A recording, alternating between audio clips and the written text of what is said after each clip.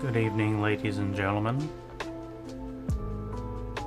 Welcome to Iodine. I'm your host, Benny. And today,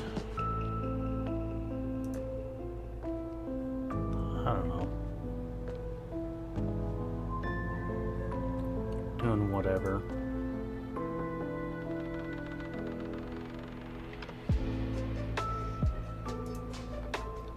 Hey there, Emperor. Thank you for letting me know that. That's really interesting.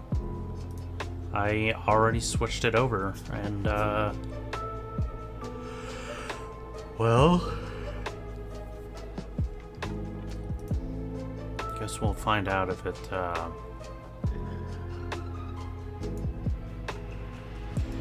it does anything.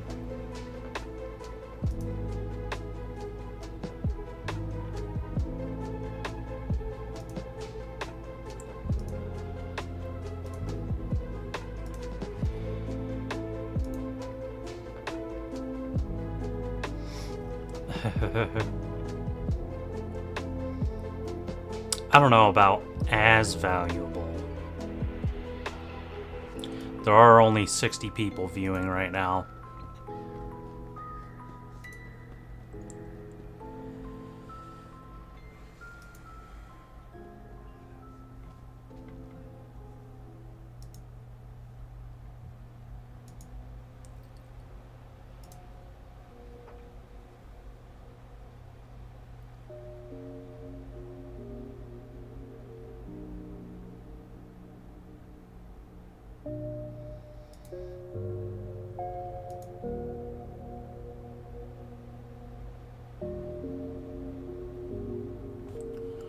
Was GPT feedback useful and correlated with reader feedback?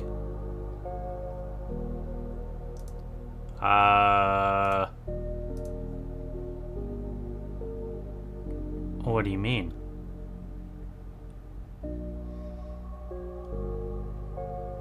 Like with anything specific, or just in general?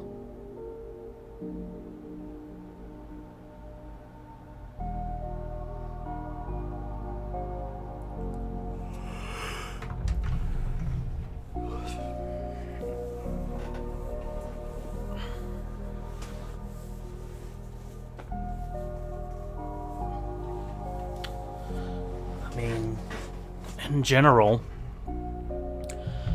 because of the number of people that read my work, which is near zero,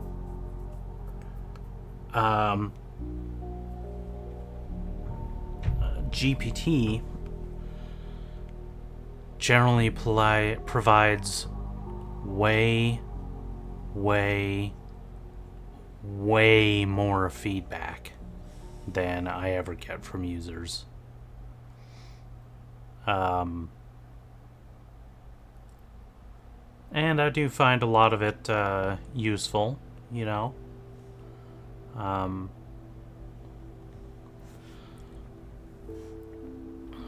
I think I feel a lot more comfortable rejecting or arguing the feedback that GPT gives me because, you know, I know it's not going to fight me back. But I can't really say whether it's that much higher quality than what I receive from Timine.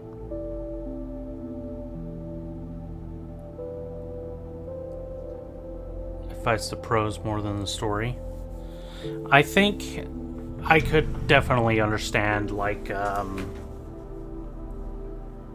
why it does that. I mean, you know, GPT is a lot more, you know, it's like a very strict English teacher in the way that it, you know, presents its stuff. It always tries to be as grammatically correct as, like, humanly possible. But if you're giving it like a large manuscript, you know, like a large amount of stuff, I could see it having trouble kind of trying to understand the novel story, you know. At least with a lot of context. For example, here with this new story that I've been writing, when I finished, or when I got pretty close to finish doing this basic description of all of my chapters, you know, I went and put all of this, you know, the 27 one or two sentence descriptions of all the chapters into ChatGPT, and it was able to point out parts. It was able to suggest, like, you know, between, you know, this chapter and this chapter, or within this chapter, since I told it that I wanted it to be closer to romance, it told me you should try and add a little bit more, you know, of the relationship. Discuss more of the relationship between, you know, these two characters in this seed. And that was really helpful. It was really helpful. I think I mean, I don't know about how really helpful it was. I would say it was helpful. And there were some points where I was like, okay, yeah, I could definitely expand it, but every once in a while there's a part where it's like, well, okay, you clearly don't really understand what, like, GPT doesn't understand what's going on at this point, or whatever, what my intentions were, so I think it's going to be a little bit easier to for it to understand and give us, like, specific story steps, if you summarize it into, like, smaller chunks instead of giving it, like, the whole, you know, manuscript in total. Does that make sense?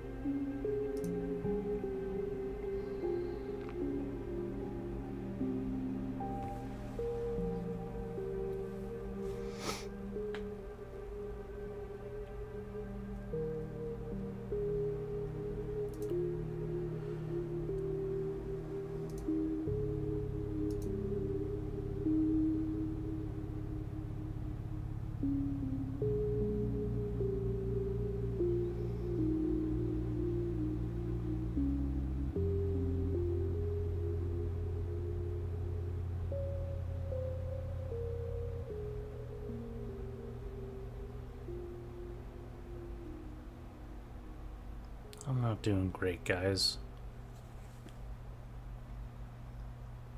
I need money.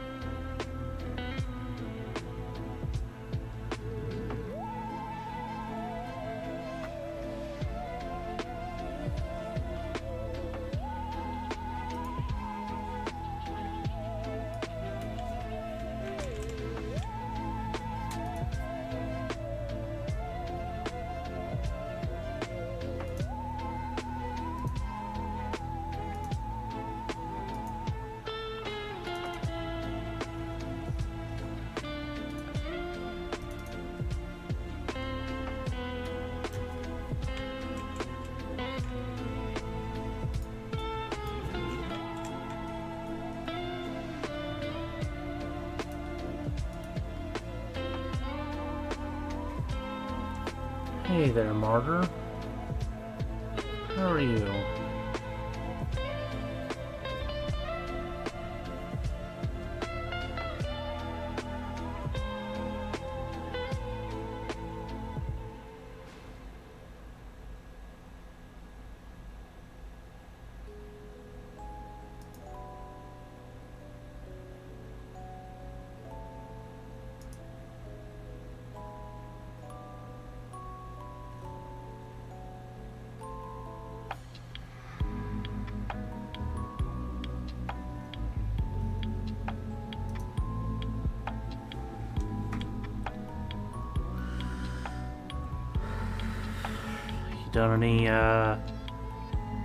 You done any poetry lately?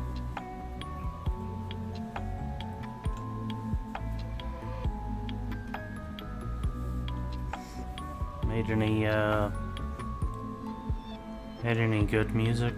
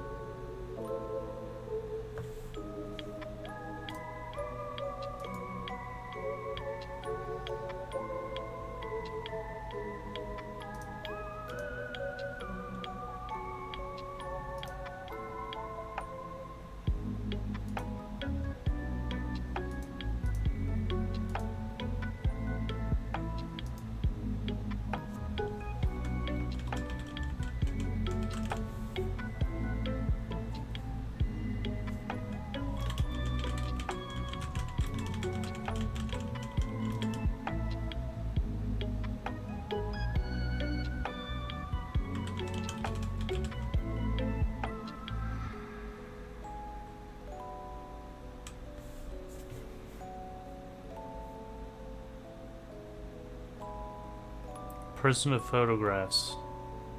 It's not bad for a pop song. Cool.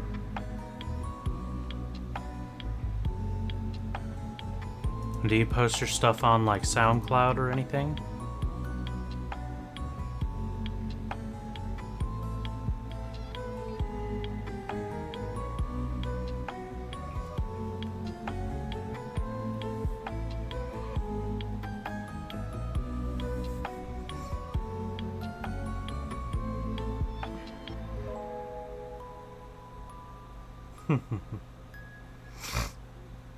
Well, why not?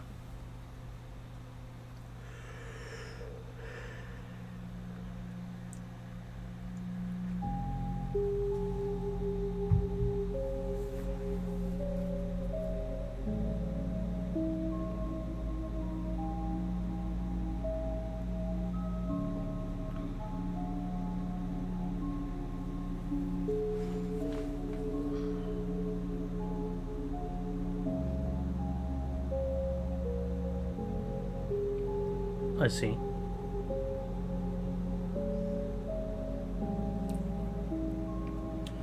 Well, I think, I don't know whether or not you think it's good, or I don't know, maybe you do think it's too personal or something. But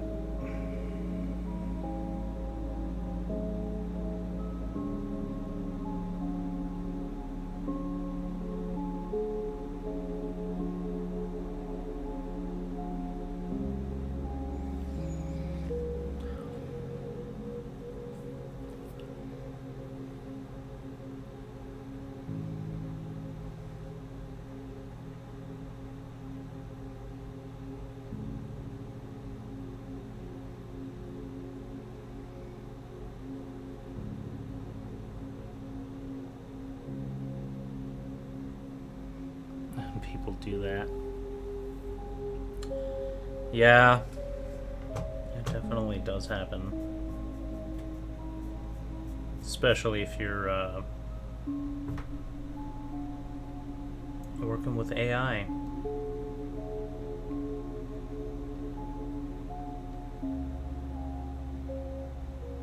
I had an arguments for like 10 hours on Threads with people over the merits of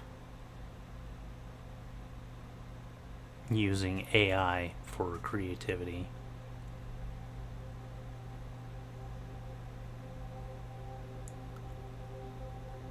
And there's definitely a lot of vitriol out there.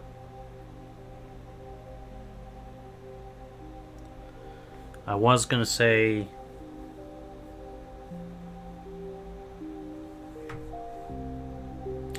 usually people, if they don't like something, they'll just scroll past it.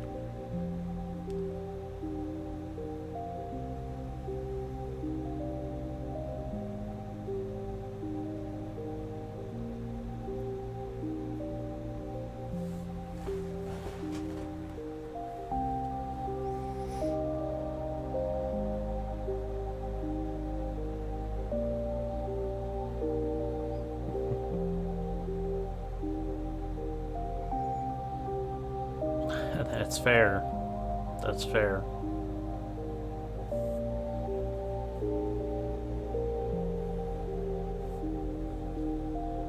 I definitely do some writings that I keep for myself, but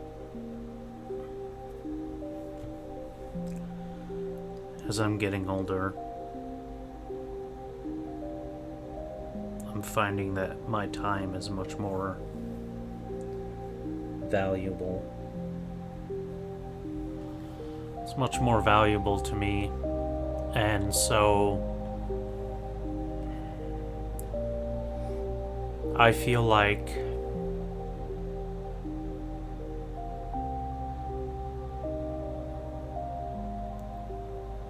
if I feel this most when I'm playing games, I guess.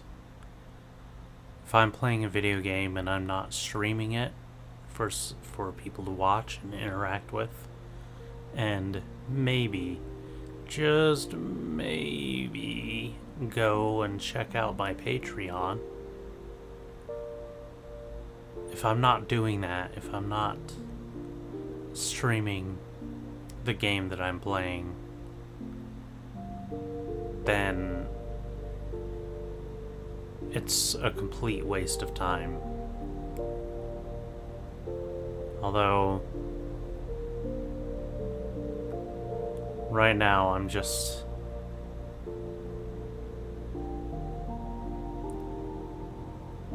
feeling like everything I'm doing is a complete waste of time.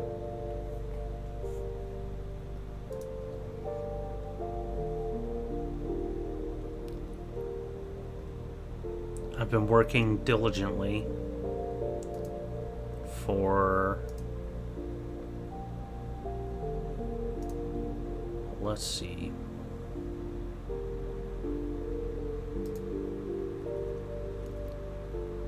$262 Thank weeks. you for following. Hey Malcolm, thanks for the follow. I really appreciate it. How are you today?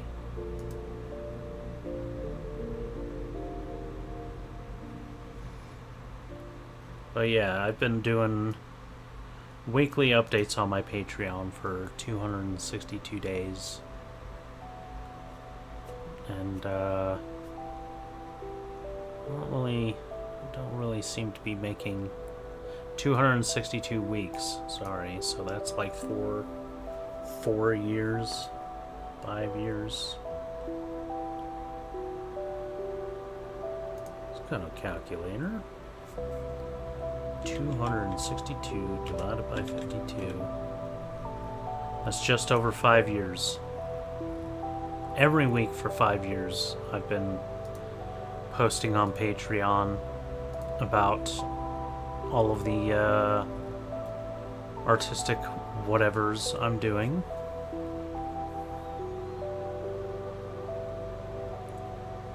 And yeah.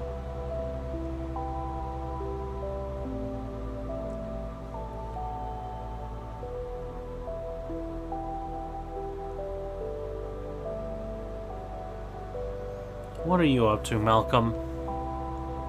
You exploring the new writers and readers section?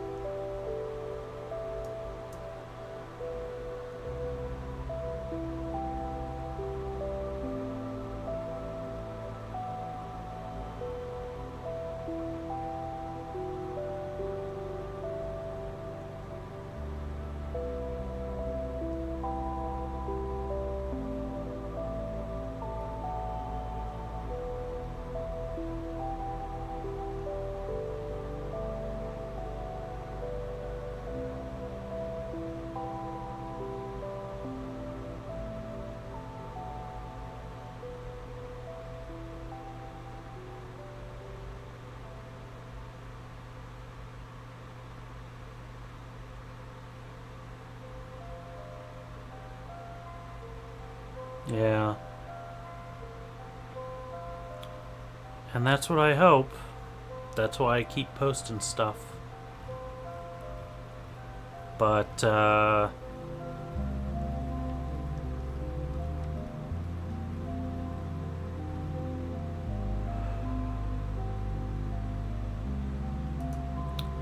what if it doesn't happen in time to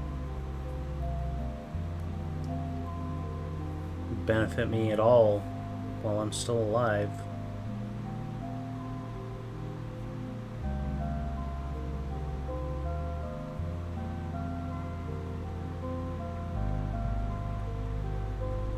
What am I doing?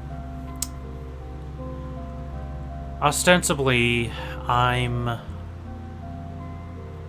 plotting out my next story called Hopeless. It's supposed to be a science fiction romance, but kind of turns into a thriller slash cosmic horror a little bit at the end of it.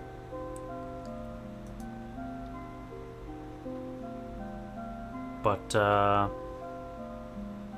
I've pretty much done all of the setup here. I've written out the basics for every single chapter, including the prologue. It was the last thing that I wrote out here at the top.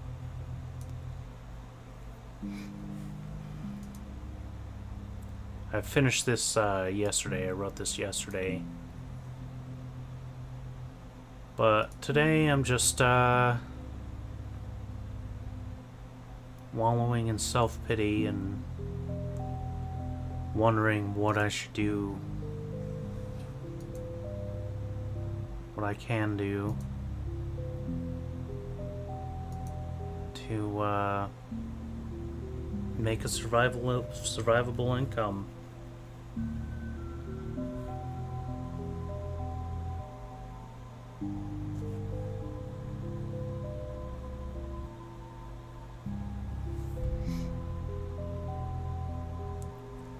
And over here on the right, I'm just doing some AI generations locally on my computer. This is not accessing the internet.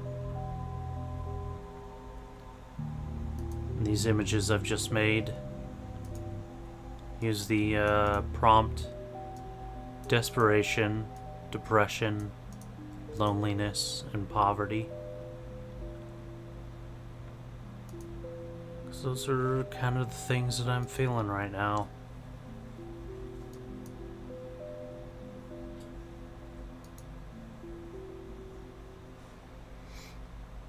Riveting stuff, right?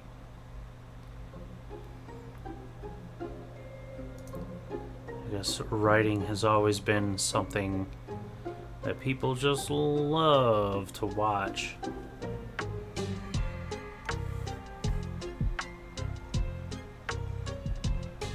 Regardless of if people love to watch it, I love to do it. More than just about anything else on the planet.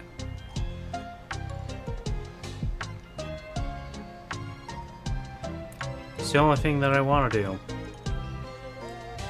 And you know what? It costs very, very little to actually do it. But still,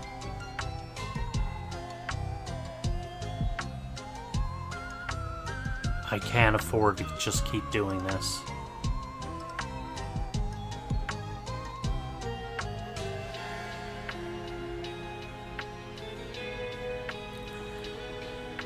I'm usually a lot more upbeat than this. I'm usually a lot more positive.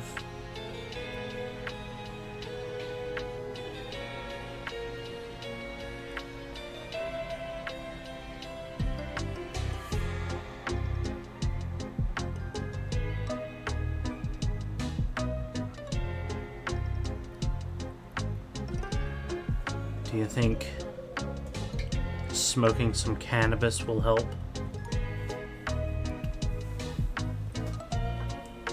Let's find out.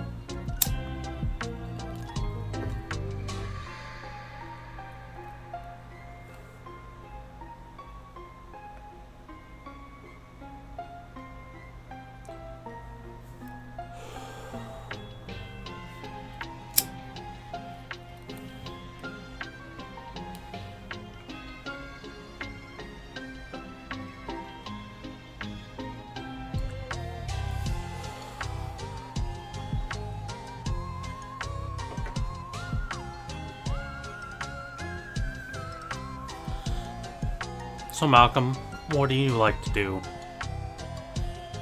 Are you a writer or a reader? Or hey, maybe you're both. Maybe you're neither. But in that case, what are you doing in this section?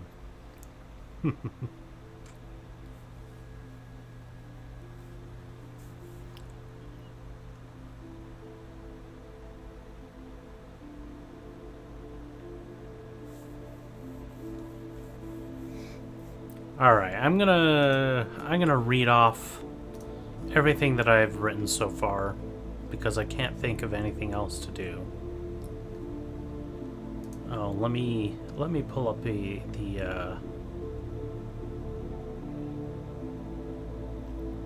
trying to learn how to explain concepts in my brain. That is a very noble goal. And I would like to help in however way I can. And I always encourage you to continue writing. Continue doing that.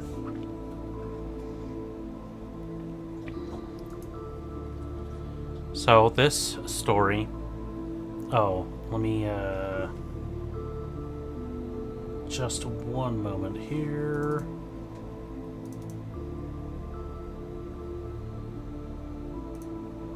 Just gonna bring up VLC Media Player.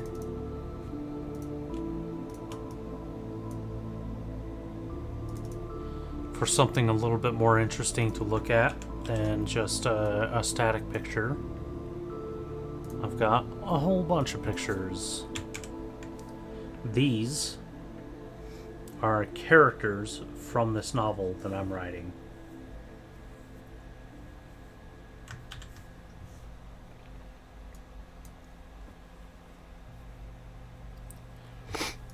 So, here's the basic layout of Hopeless. Prologue. An explorer returns home from an expedition to a world overgrown with flora, that all points to a specific direction that is not the planet's local stars. Upon returning home, the explorer begins writing about the expedition to a nearby star system. They are requesting funding from another expedition, claiming that the planet may contain signs of extinct intelligent life.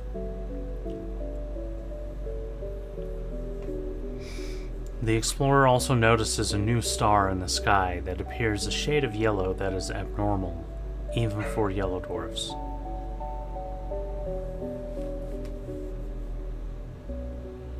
The yellow star starts to become an obsession with the explorer. They mention an itchiness in the eyes. They can see the star through walls, the floor, even through their own eyelids. The itchiness becomes unbearable. Scratching their eyes makes their vision blurry, but they can still see the yellow star more clearly every day.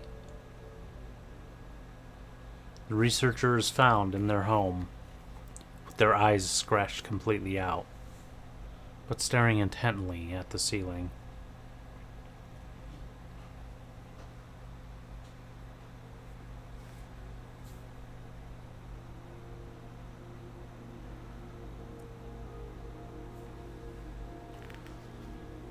Naomi is taken from her home by Cain and his hired goons. This is the very start of the story. Well, chapter 1 after the prologue, I guess. In quotation marks, I will try my best to tell the story from the beginning. In first-person perspective, Naomi tells the story of her first memories, of when she was violently taken by Cain Burko, an operative of the Voidwalker Syndicate, and a few hired goons. So, Naomi is this character over here on the right, is the main character of the first chapter, and Vivian is the main character of the second chapter. Vivian arrives on Nexus Spire to begin her new job as a high-end escort. Vivian hears about the Bradbury cannibal. Vivian settles into her apartment. She takes a client on a trip around the city. She goes to an upscale club with the client. And she goes to the client's home for a nightcap and resists her dark urges. Chapter 3 is about our third character, Estrella. And for the rest of the book, it'll be switching perspectives between these three characters. For each chapter, it will be switching between these three characters. Estrella discovers a woman nearly dead in a travel case on an OTEC ship she was doing repairs to. Estrella complains to the captain about the quality of their clientele. So, in case you hadn't noticed, this is the first thing that I say is the larger, basically, description of the whole chapter, and each of these points is an individual scene inside those chapters. Estrella complains to the captain about the quality of their clientele, this one being a rich psychopath. She grumbles as she begins work on the client's ship, fixing a ventilation issue. She hacks into the client's private room, assumingly still working on the ventilation. She had to get into his private room, where she stumbles upon a dismembered but still living woman in a piece of luggage. Vivian is about to be assaulted. This is the chapter 4. Vivian is about to be assaulted, but the assailant is stopped by Delano Bojang. Vivian steps into the hallway where she is confronted by a man with a knife that threatens her and forces himself on her. Delano appears and drives the man off. He helps Vivian back to her feet and introduces himself, giving her his private contact information. After their meeting, Vivian picks up the knife that the assailant dropped.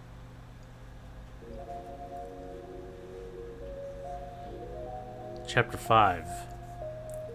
Trey takes the woman to a doctor friend on her own OTEC ship to be nursed back to health. Trey is short for Estrella, so that's Estrella.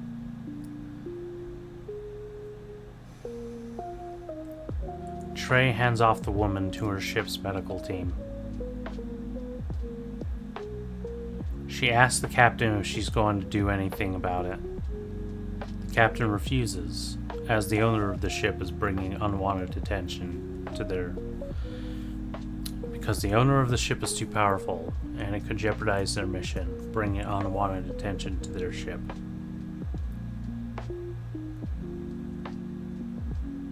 Naomi is raised and trained in isolation by Kane.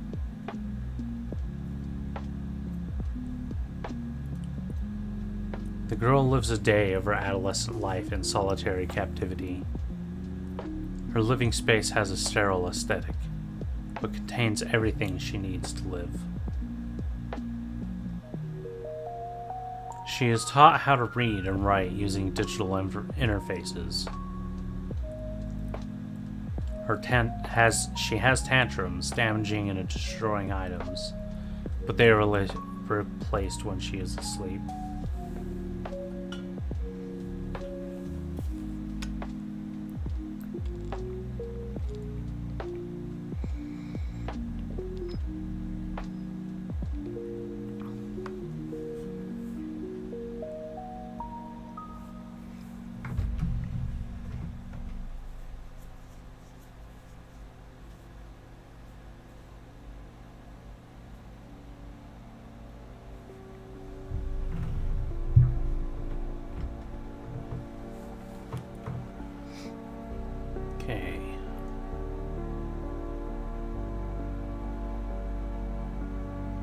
Asks the captain if she's going to do anything about it. The captain refuses, as the owner of the ship is too powerful and it could jeopardize their mission, bringing unwanted attention to their ship.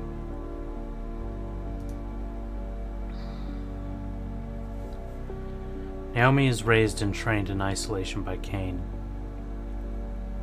The girl lives a day of her adolescent life in solitary captivity. Her living space has a sterile aesthetic, but contains everything she needs to live. I already read that. Vivian and Dell have coffee and a date. Vivian reveals her job as an escort. Vivian meets Dell for coffee. They spend a lot of time talking and getting to know each other. Dell enjoys a conversation enough to ask Vivian on a date following the coffee. Vivian agrees. Dell cancels work functions to do so, as does Vivian. Vivian and Dell visit an OTEC history museum. Vivian reveals that she is an escort for hire. Dell takes Vivian to her home. Dell already knows. Dell takes Vivian to her home. Dell already knows. Thanks her for her time. Leaves like a gentleman. Okay, to make this make a bit more sense. Dell already knows, but doesn't care.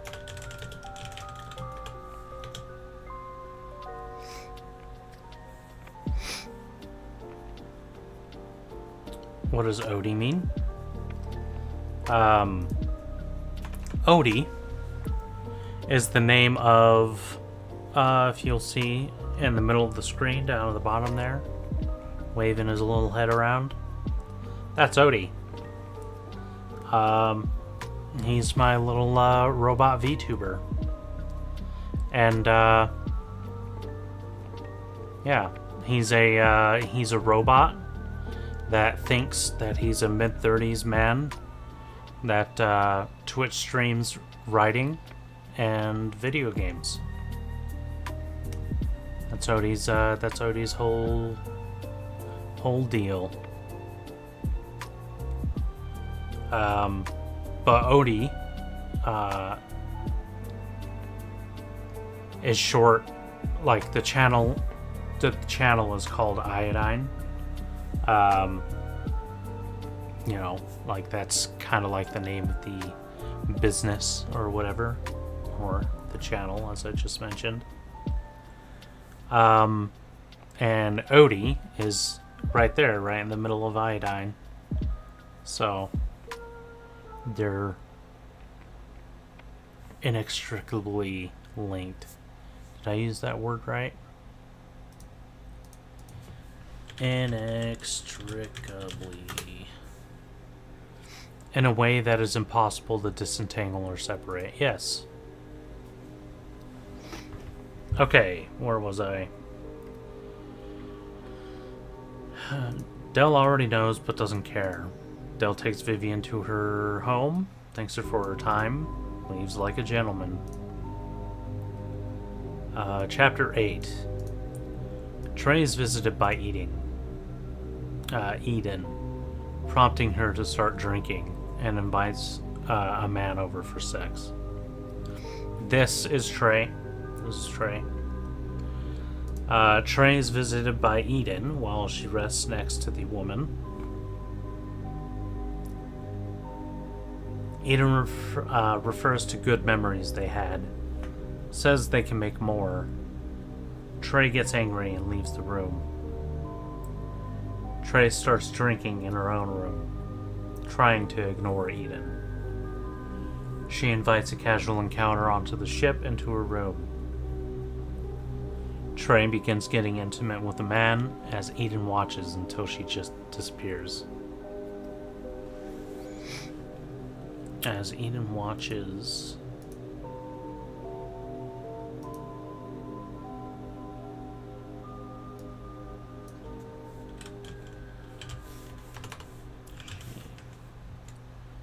intimate with the man, trying to make Eden jealous. As she watches until she disappears. Chapter 9. Vivian joins Delta conferences, catches the attention of the Bradbury cannibal, is introduced to Anton Walsh Perez. Vivian takes Del on as a client for professional work functions. She is delighted to see him on her schedule as she gets ready for an extravagant ball. Vivian is picked up by Del in a high-class private air transport. She takes in the city from above with awe. Vivian arrives at the Walsh Perez ball, meets Anton Walsh Perez, notices a man staring at her, ends the night by being dropped off at her home, while she is surprised and abducted.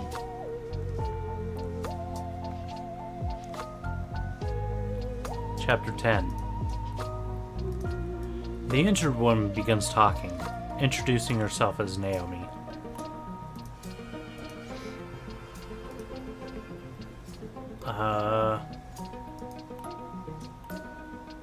This is, Trey begins talking to the woman. The woman carries a look of disdain and humiliation as she is cleaned and prepared for prosthetics. The doctor tries to get her to agree to the procedure, but the woman stays silent. The doctor says that the woman responds best to Trey. Trey tries to convince the woman to accept the procedure. Trey gives her a temporary nickname. The woman finally breaks her silence by saying her name is Naomi and agreeing to receive the prosthetics.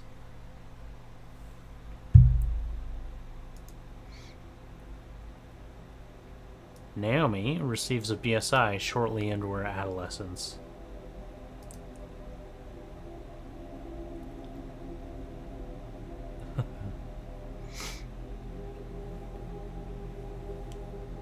Yep, King Poyo, absolutely. He did come up with the name.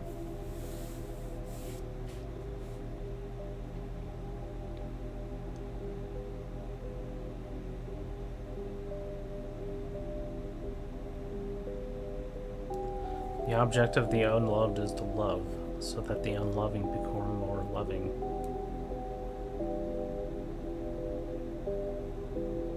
It's great. I can agree with that, too.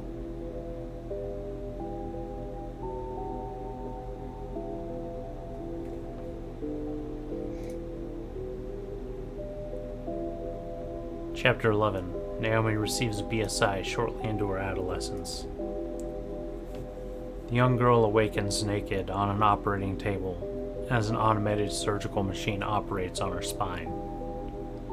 And her eyes, on her spine and her eyes, as it implants a brainstem interface.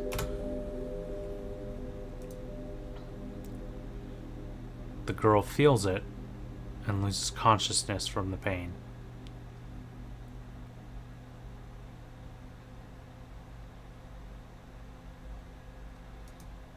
I don't know about losing consciousness.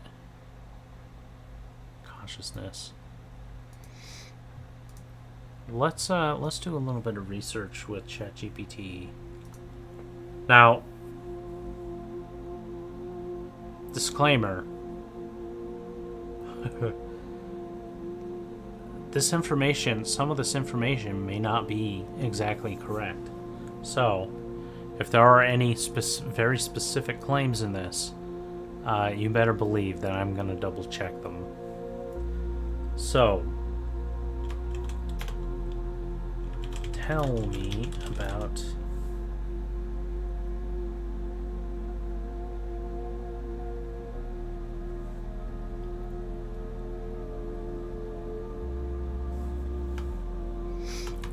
do people really wake up during operating procedures?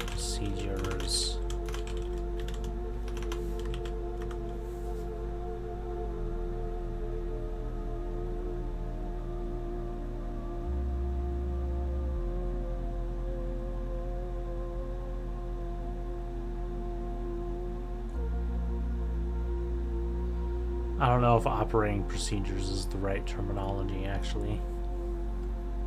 Yes, some people do wake up during surgery. I'm gonna just have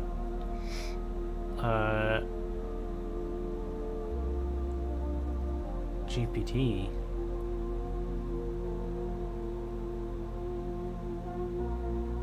Juniper read this.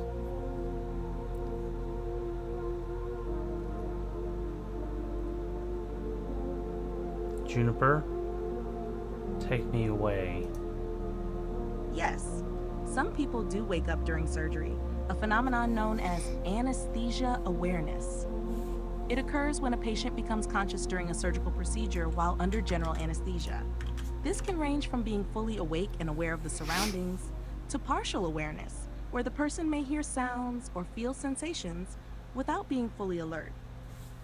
The likelihood of anesthesia awareness is relatively rare, with studies estimating its occurrence in approximately 1 to 2 cases per 1,000 surgeries where general anesthesia is used.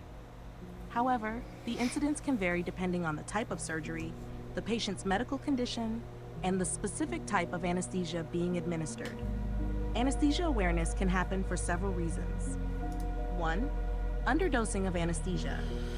This may happen during emergency surgeries or if the patient's medical condition limits how much anesthesia can be safely given, e.g., for patients with low blood pressure. 2. Equipment failure.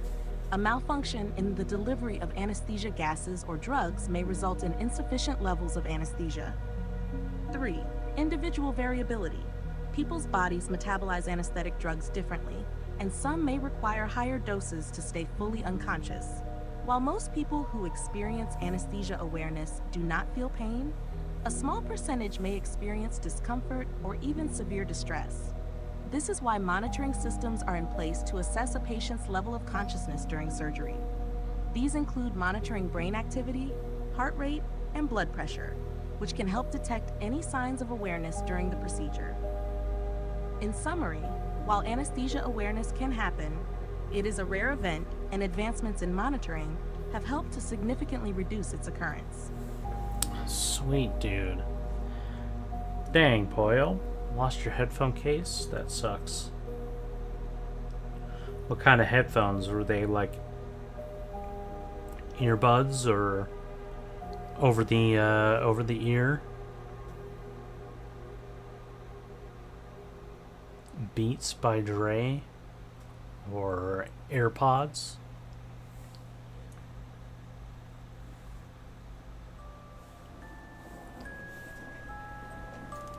Oh, 15-euro wireless ones? I see. And they came with the case? Wow.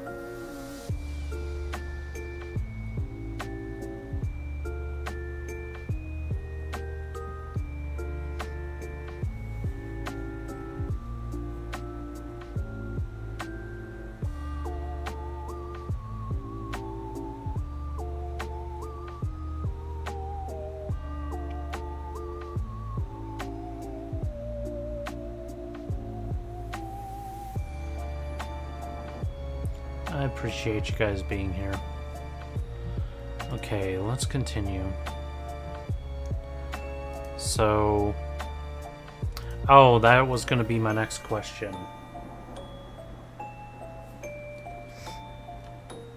When people experience anesthesia awareness,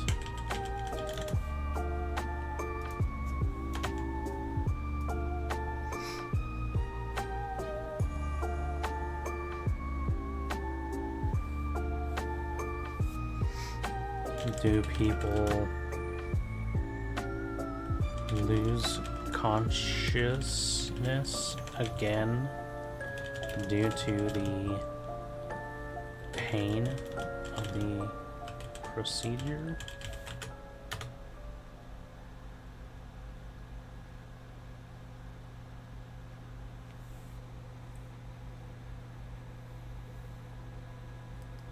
Until 16%. It's on 14%. Any particular reason you're waiting till 16%? Does it provide exactly the right amount of charge time until your next whatever? Okay. Juniper. When people experience anesthesia awareness, they generally do not lose consciousness again due to the pain itself. However, their awareness may fluctuate depending on the depth of anesthesia and the body's response to the surgical procedure. Pain or discomfort during anesthesia awareness can lead to intense distress, but it does not necessarily cause someone to pass out or lose consciousness again in the same way that fainting from shock or overwhelming pain might. Instead, the body's reaction to pain under anesthesia awareness can vary. 1.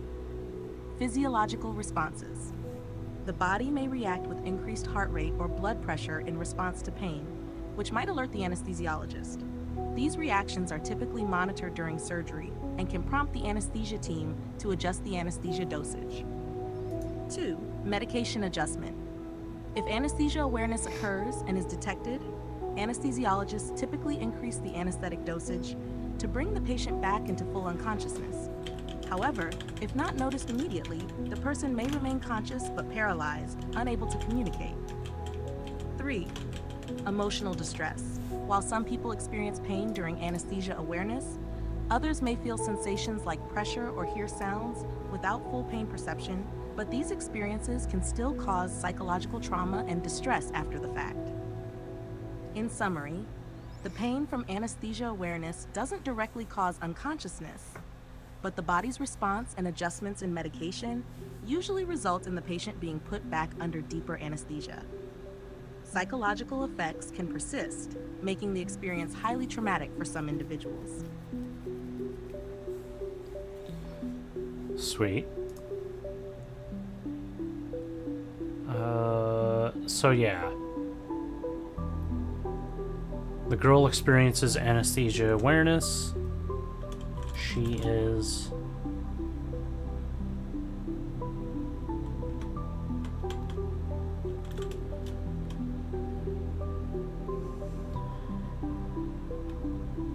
She feels the operation.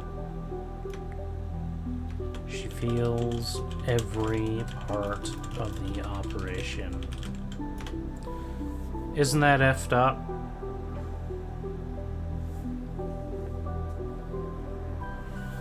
The girl wakes up in her bed with an intense pain in her neck, but no access to a BSI.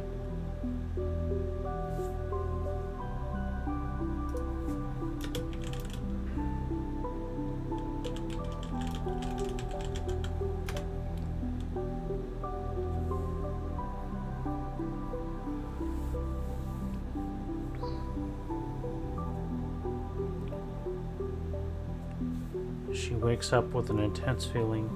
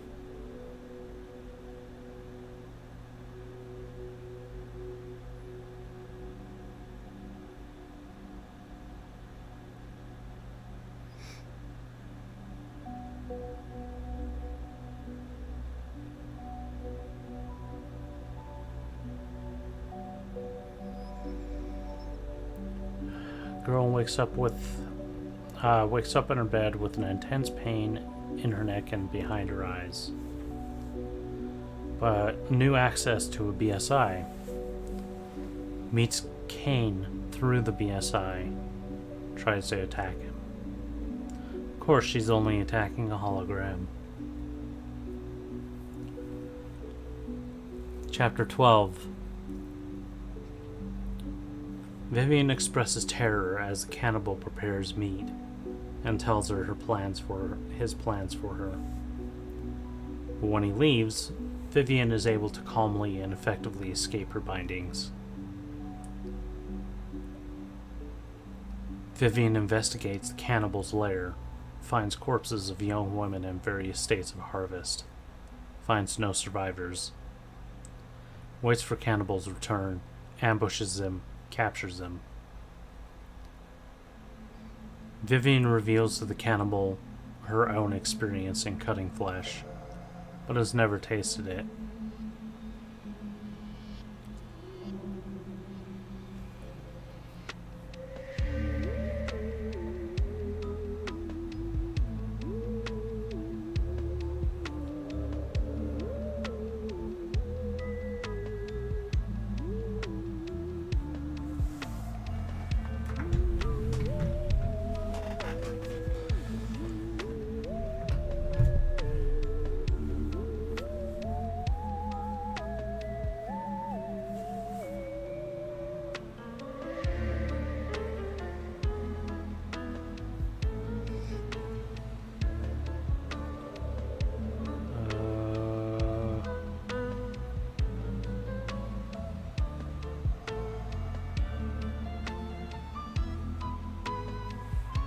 So, I don't know. I was kind of wondering if the cannibal maybe should be...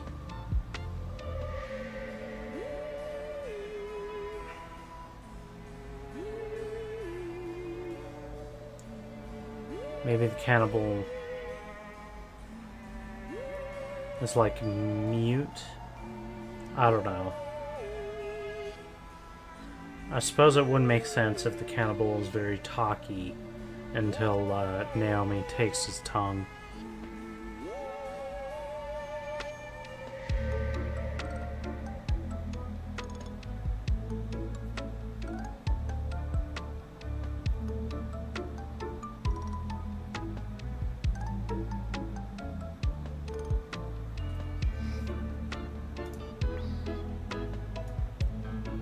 Okay, number 13. Trey checks up on Naomi frequently and she receives prosthetic and recovers. Trey is awoken by Naomi breaking glass with her new prosthetics. Trey helps her by adjusting the tension in her limbs. Naomi refuses to look Trey in the eyes. Trey helps Naomi learn to walk with the prosthetics, holding her every step of the way. Trey notices that it seems to bother Eden. So Trey tries to get even closer to Naomi. Vivian begins a relationship and moves in with Dell, retires from escorting. Vivian moves into Dell's lavish penthouse suite. She feels nervous about how close she feels to Dell. She talks to Dell about quitting her escorting job. Dell is supportive, but makes sure it is something that she wants to do. Dell confesses his love for her. Vivian is hesitant to respond in kind, but makes passionate love with him. Returns to the cannibal to take her frustration out on him.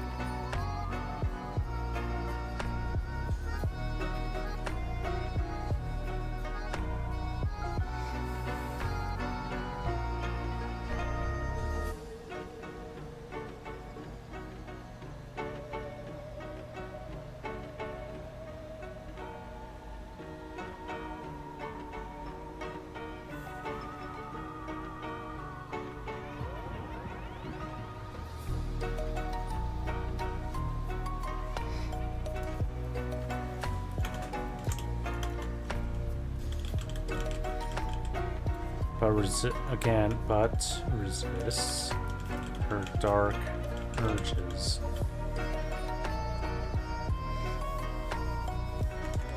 Resists her violent urges. She returns to the cannibal to take her frustrations out on him. Naomi decides to stay aboard with Trey as the ship moves to the location of a recently restricted colony. After Naomi is dismissed from her physiotherapy, having healed and acclimated to her new limbs in an astonishingly short period of time, she is given the option to leave the ship and strike out on her own.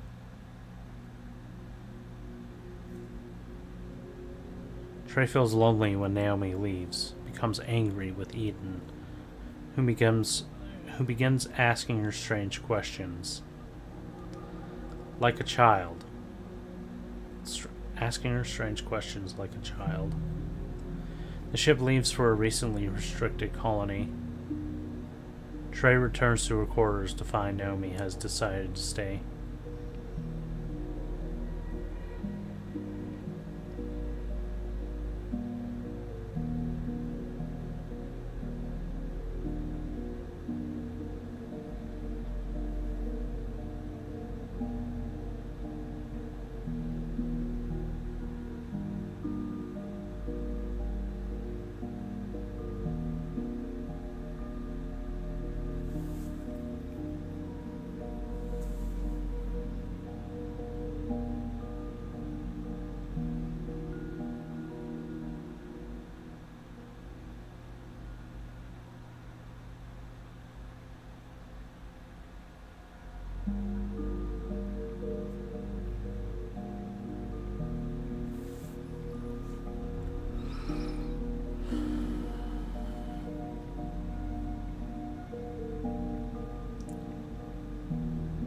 Naomi decides to stay aboard with Trey as the ship moves to the location of a recently restricted colony. Okay, I need to go back.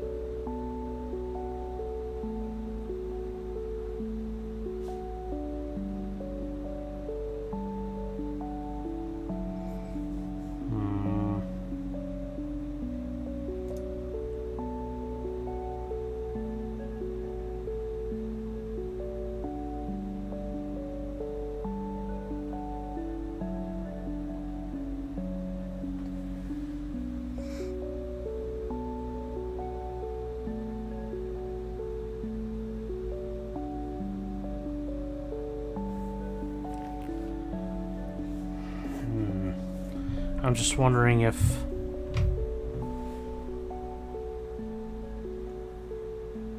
they should, if Naomi should reveal that she already has a BSI, or if they discover that when they start doing the surgery.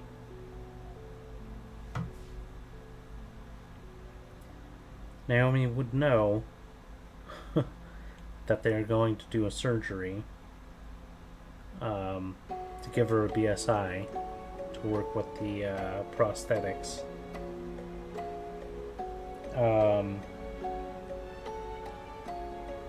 So she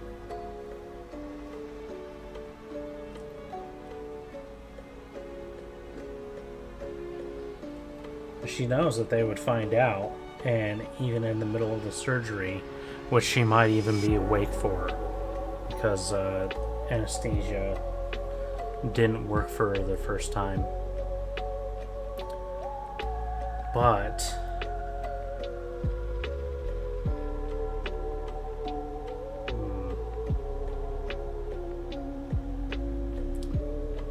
when's an appropriate time for her to reveal this to them? Obviously, before the surgery would be ideal.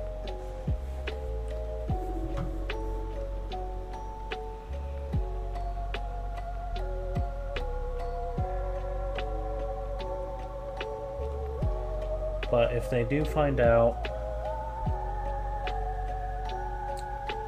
are they going to be able to tell that her BSI is from the Voidwalker Syndicate?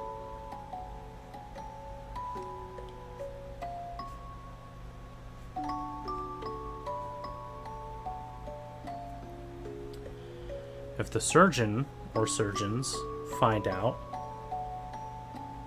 they may not necessarily tell Trey. And Trey, this part of the story is from the perspective of Trey. So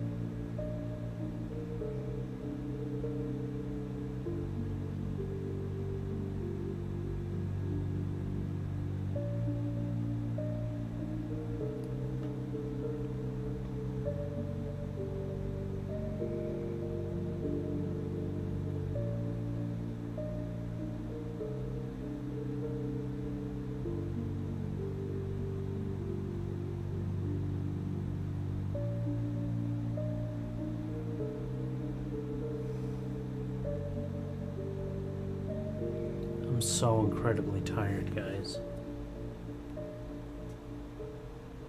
So tired.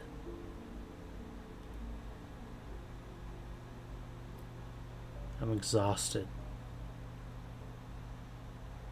But all I ever do is sit in this flippin' chair.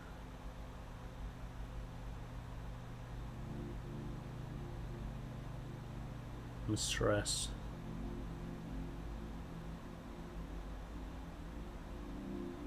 Concerned. Worried. How many synonyms can I think of?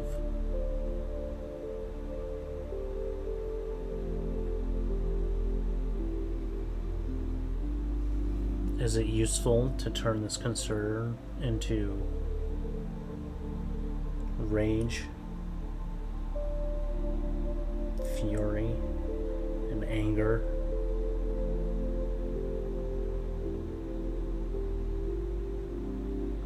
Is it useful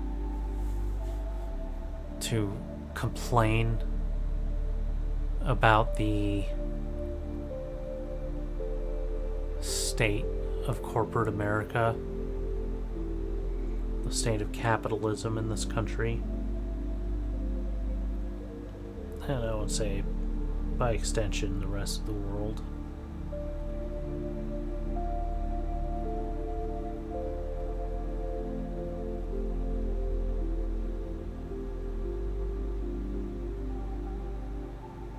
Like,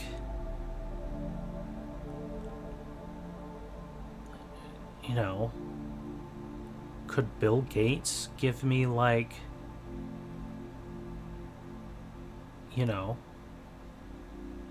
$1,000 a month? How much? That is like less than 0.1% of, I don't fucking know. I'm not just pulling statistics out of my ass.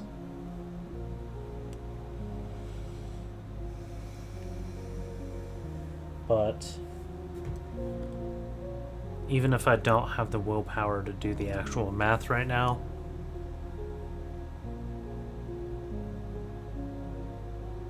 I'm pretty sure he could afford it.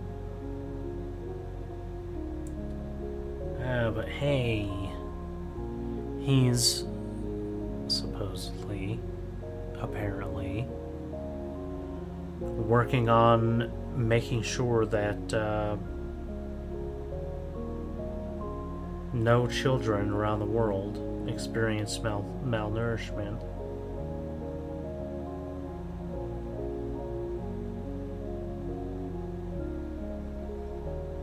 Which is a noble goal.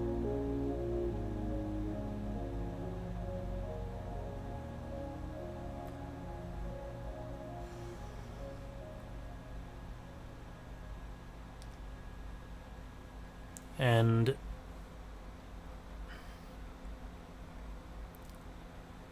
as stressful, as worried about my situation as I am, as dire as I think it may be,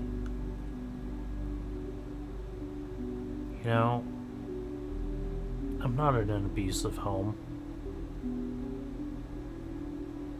I'm not being hurt on a daily basis. I'm not being exploited.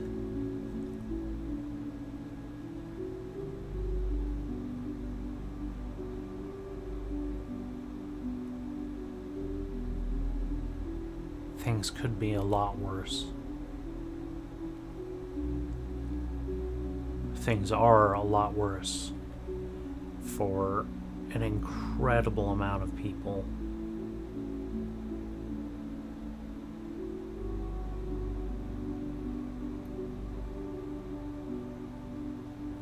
Somehow, my conscious mind being aware of that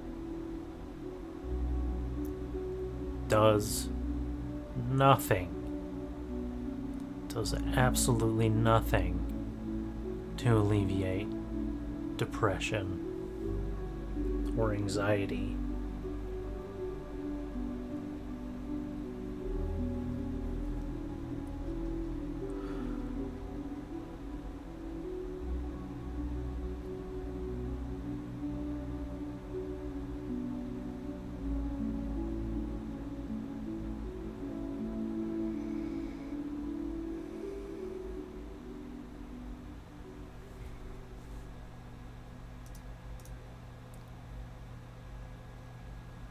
I love everybody who's decided to come in and watch, however few it may be. Alright, where was I?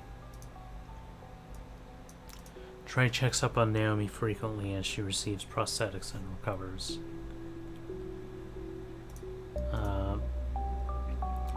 Vivian begins a relationship and moves in with Dell, retires from escorting.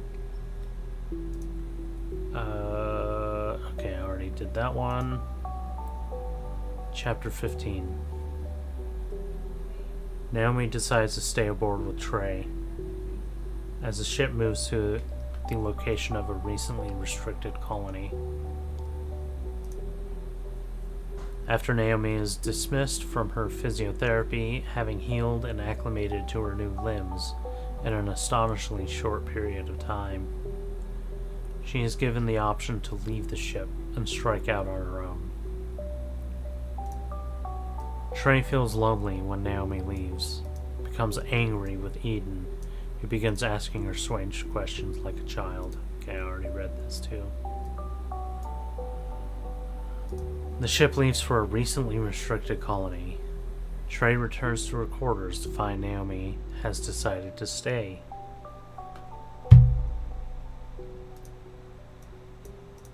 Naomi graduates from her training by escaping and killing Kane. Naomi is inducted into the Voidwalker Syndicate.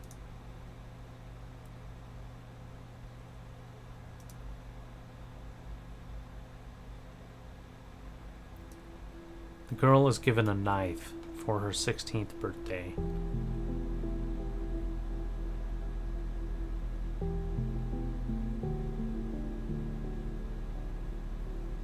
Question is, does Kane know what her birthday is?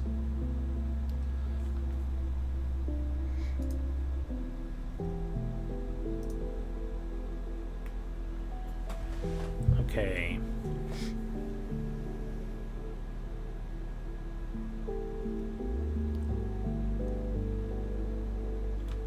Using scientific testing, how accurately can a person's age be determined?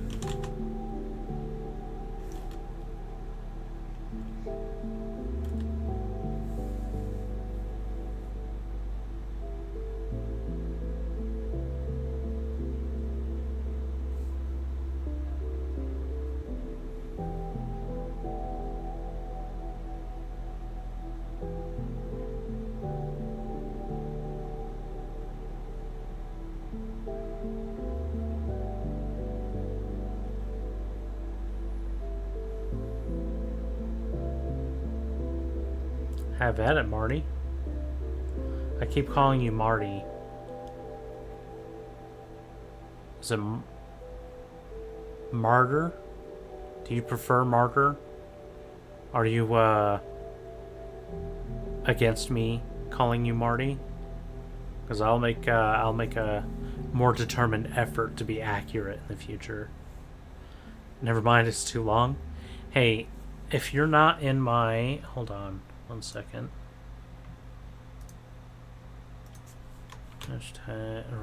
Hashtag.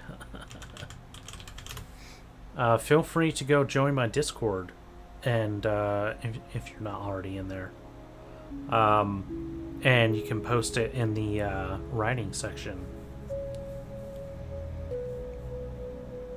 If you felt half of these emotions, you would have run down your father's legs.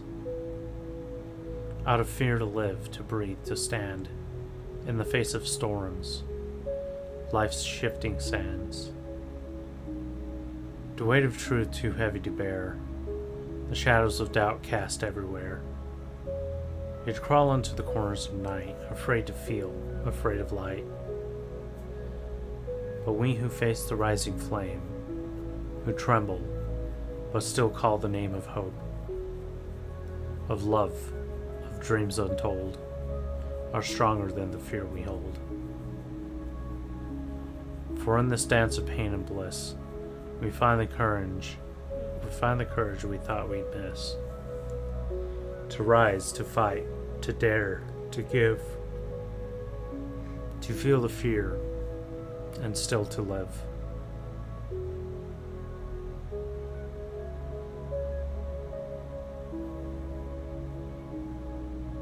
That's beautiful, Martyr.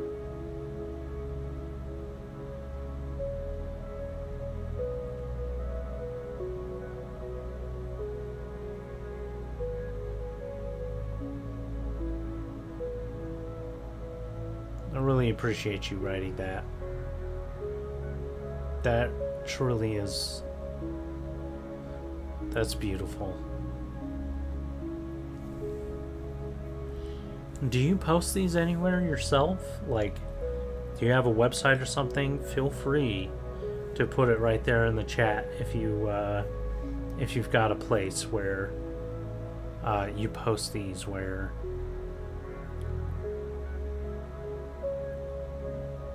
maybe even where you can get paid for them,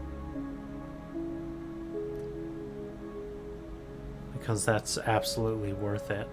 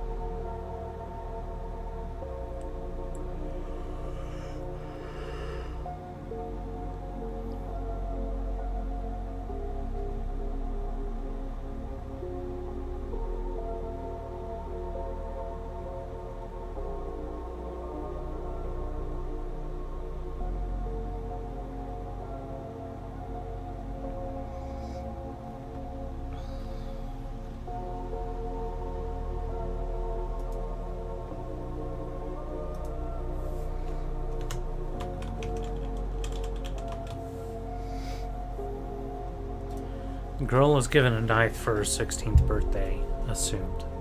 It's her assumed birthday. She's never been given a gift before. She has never been given tools, let alone a weapon. On her next sleep cycle, she uses a knife to escape her confines. Then goes to find Cain and kills him. Upon killing him, the girl is contacted by the Voidwalker Syndicate and accepted into the fold. Vivian agrees to get married to Dell, decides to give up on the cannibal, and releases him before their marriage. Dell takes Vivian on an opulent date. During the date, Dell explains his ideology on living together before marriage and having children.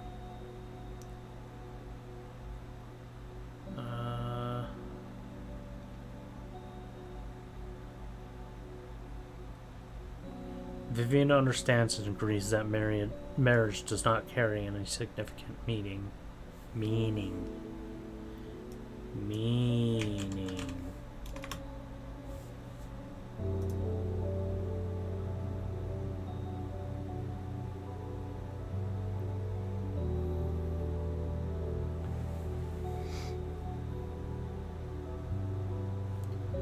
Dell proposes nonetheless.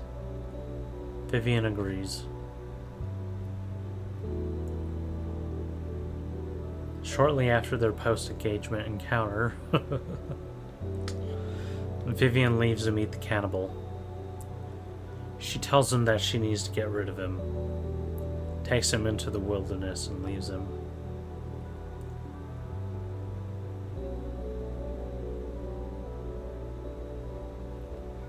I wish I knew punctuation fully. I use ChatGPT to fix my punctuation frequently. So, I think as you continue doing it, you'll get better at it.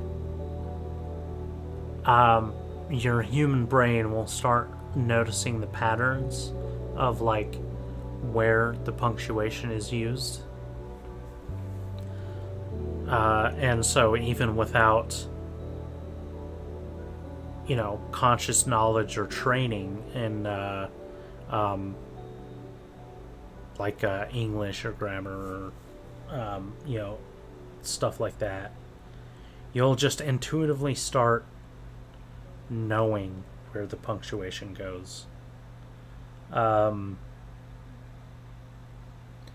being said, even if someone who has been, writing as a hobby, and, well, I guess I can't really call it a career yet,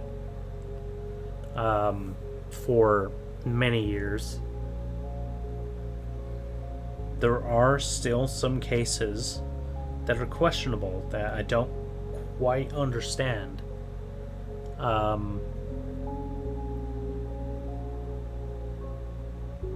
And some things that are just quirks to me. Like, for example, on this one, during the date, Dell explains his ideology on living together before marriage and having children. This comma right here, it might not actually be necessary. But I tend to put commas wherever I would naturally pause for a moment, like when speaking the sentence. So I would say, during the date, Dell explains his ideology on living together before marriage. But I think properly, you might actually do this. But to me, this reads more like, during the date, Dell explains his ideology on living together. And so without that comma and without giving my brain the moment to, pause there, it just feels really weird to me. But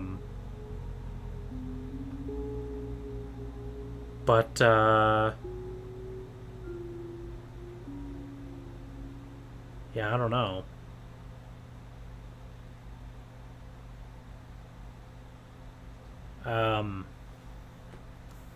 But I think what you should what you should do is every time I write, it's like a run-on sentence. It drives me nuts. I mean, yeah, try doing a couple of things. Whenever you do some writing, when you read it back to yourself, whether it's in your head or audibly, like with your voice, start by, like I was just mentioning, when you feel a natural pause in the sentence, try putting a comma there. So like when you say, every time I write, I might put a comma there because I would naturally pause. It's like a run-on sentence and then another comma right there. That one actually might be a period and then start the new sentence. It drives me nuts. And then end with a period. But I think when you're writing, like, try your best to just use your intuition of where you feel the punctuation should go. And then when you feed it into ChatGPT, it's really good at punctuation. Like that. That's one of its original, like, computers are just really good with grammar and punctuation in general, even before AI. But AI is just kind of crazy with it. So when you do plug it in there, into ChatGPT, make sure you're also asking it to fix any punctuation errors. You could even ask it in the same prompt to say, can you explain any punctuation fixes that are needed? Now, when writing prose, punctuation is really pretty important. But honestly, with poetry, I don't think it's as important as separating your lines. I think that's a little bit more important.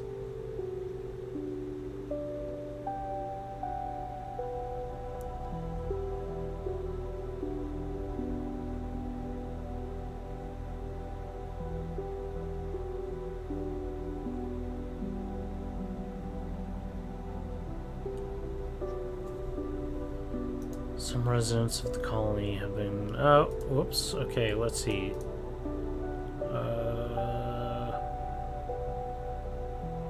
Okay.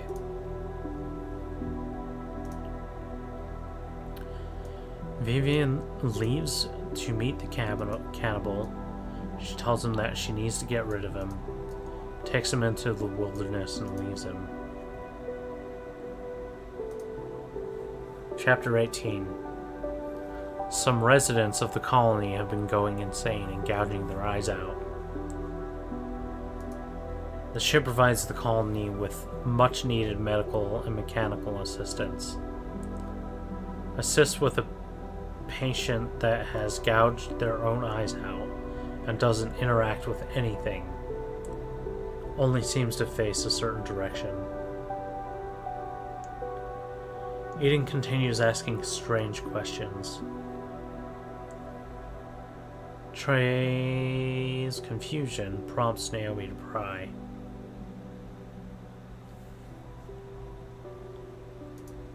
Chapter 19. Naomi meets her mirror, Derek. Naomi participates in raids and hits. Naomi begins to explore the outside world. Meets Derek, who sends her on several low-ranking assassinations. Naomi quickly becomes proficient.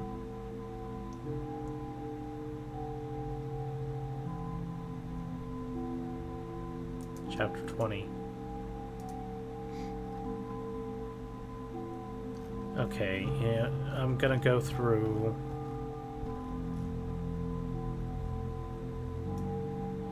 and I'm gonna make these... The girl is taken from the home.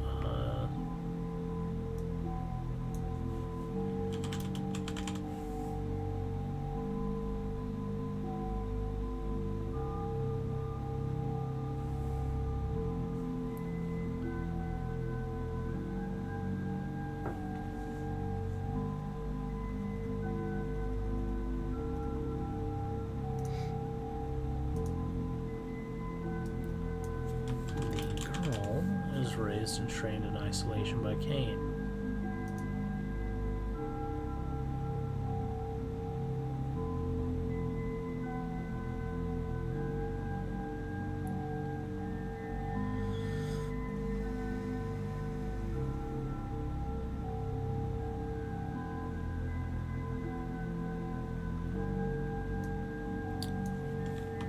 A girl receives a BSI shortly into her adolescence.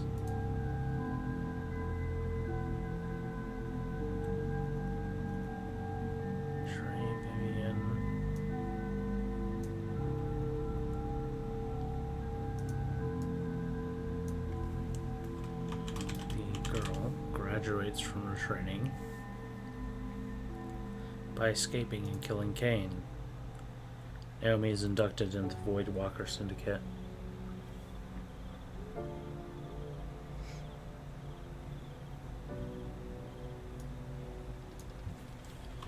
She is inducted into the Void Walker Syndicate. girl is given a knife for her 16th birthday. She has never been given a gift before.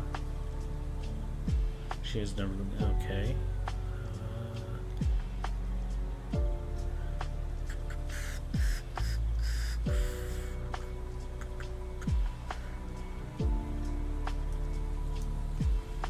The girl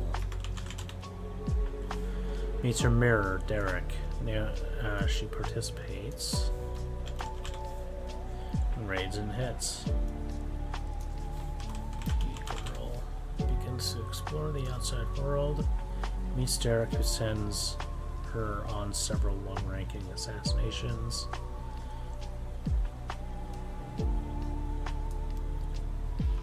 She quickly becomes proficient.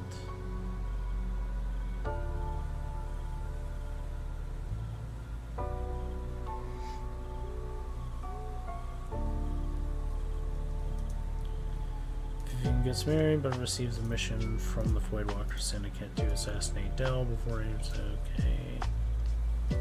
Yes. Vivian gets married, but receives a mission from the Voidwalker Syndicate to assassinate Dell before he returns from their honeymoon. Vivian and Dell seal their marriage with a kiss. A kiss. Vivian enjoys the incredibly opulent wedding. In a moment alone, she is given blessings by Derek, and immediately after receives orders on her BSI to assassinate Dell during their honeymoon. Before he can return to his job. Eden reveals that she has merged with an AI that is sourced from an undiscovered non-human species. The non-human species has gone extinct, destroyed by the ascendant anabolism. Eden has introduced Naomi. Naomi is informed by her firewall that Eden's data stream has an unusual corruption in it. Trey has Eden describe her recent activity. Eden had become interested in an artificial signal from a nearby star system that was non-human in origin. From decrypting and analyzing the signal, it began corrupting her digitized consciousness and merging it with that of AI created by an extinct alien race. The alien race has been destroyed by a biological virus. Eden describes it as the ascendant anabolism.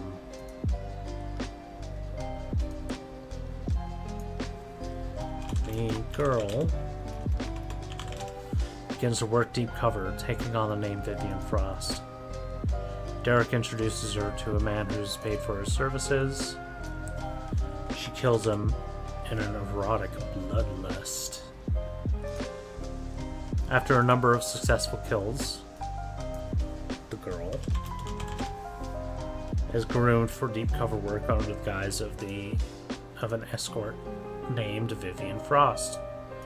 Derek becomes her handler. She's given a client. On her outing with the client, as she provides her service, a bloodlust comes over her and she kills the client, even though she wasn't assigned to do so. Naomi fears being disavowed by the syndicate, but Derek informs her that it was exactly what he had expected and hoped for. 23. Vivian enjoys the honeymoon as much as she can, kills Dell on the last day, disappears. Vivian and Dell spend 2 weeks alone together on a private resort world. 2 weeks-ish alone together on a private resort world. Dell expresses his wish to have children with the Vivian. She is hesitant, but expresses willingness to try. They discuss hopes for the future of their family and careers. On the last day of their honeymoon, Vivian awaits Vivian waits until the last moments before their transport arrives, before revealing her true identity as Naomi and killing Dell. In his last moments, he forgives Vivian. He forgives her.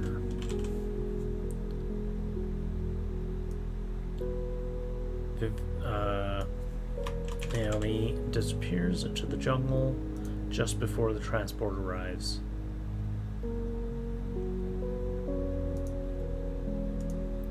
The captain begins to suspect a contagion on the colony has taken hold. Learns about the anabolism from Trey. Cuts off communication with the rest of humanity and enacts a quarantine on the ship. After a few more patients with the same symptoms of blinding themselves and facing the same direction.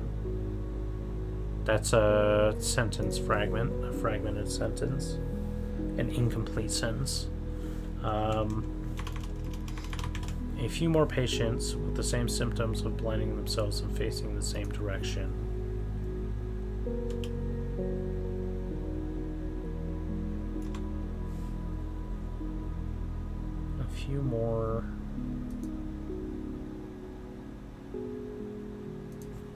A few more patients are found with the same symptoms of blinding themselves.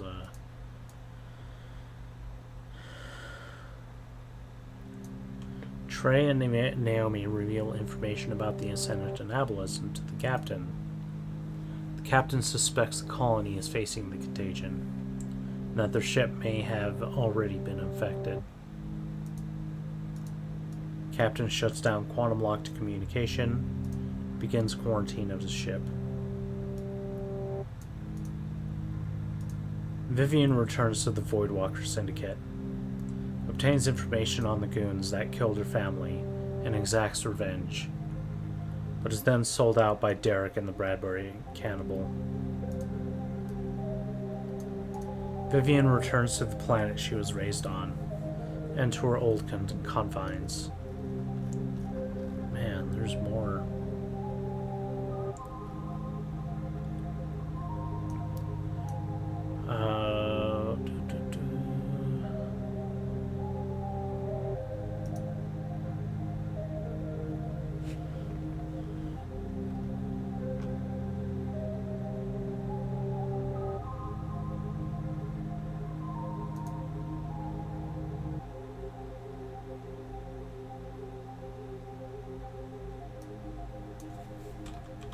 Girl.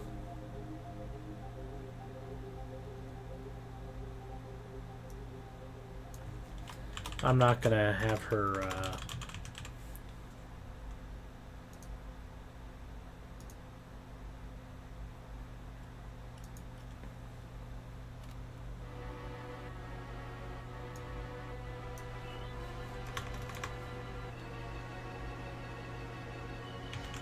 working a Voidwalker Syndicate.